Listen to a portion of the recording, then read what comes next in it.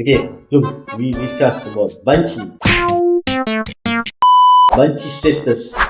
Daripada bahagian Jabatan Kerajaan, dia bahagian apa ya? Perangkaan. Dia datang hari tu. So saya tak bagi lagi. Saya tanya Paul dulu baru saya. Dia datang untuk apa? Dia kata nak buat banci rumah ke rumah sepatutnya kan. Kenapa? Untuk check data tu kan benda tu.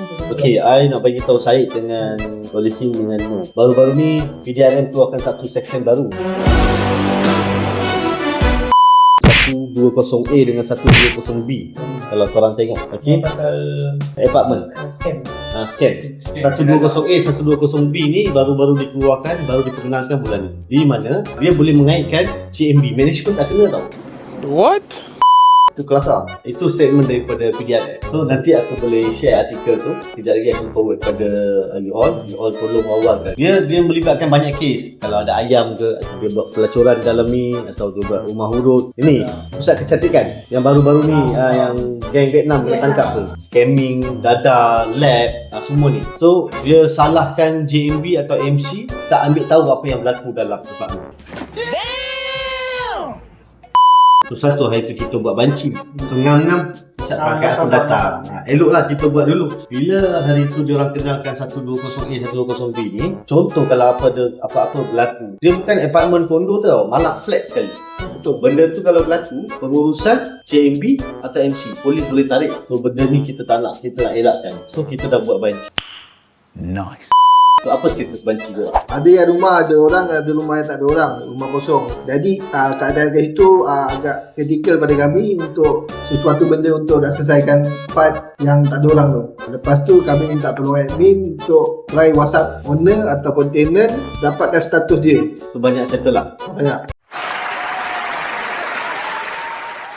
Info macam mana tu ambil? Info pertama kita akan WhatsApp pada owner lah, owner dulu, tenant siapa yang duduk dekat rumah ni. Lepas tu kalau tenant ni biasanya tenant akan datang office lah untuk hantar tenancy agreement yang baru. So korang ambil nama owner, lepas tu nama tenant. Betul. Lepas tu kena pastikan sama ada tenant atau tidak, Atau tenancy expired bila, start bila. betul. Nombor telefon yang boleh dihubungi. Kuantiti berapa orang duduk dalam rumah tu. Lepas tu dengan Lepas pet tu dengan dog. ada ambil pets atau jenis haiwan yang ada dalam rumah. Ada. So rata-rata berapa ramai bagi kerja sama? Ada Ada yang susah juga nak bagi dia sama. Ada yang tanya kenapa itu kan sulit kata semua kan. Ada yang tanya kenapa buat macam ni. Macam polis juga dia kata. So, ada lagi 20%. Boleh tak hari ni No keluarkan notis? 20% pun kita complete. Macam mana kita keluarkan?